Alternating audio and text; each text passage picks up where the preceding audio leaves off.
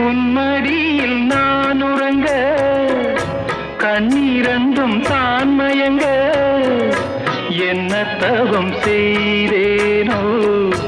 என்னவென்று சொல்வேனோ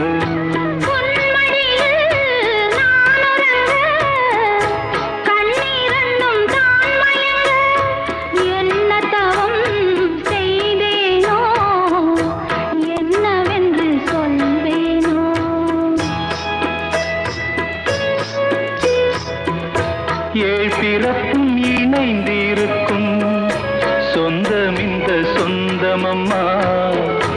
வாழ்விருக்கும் நாள் வரைக்கும்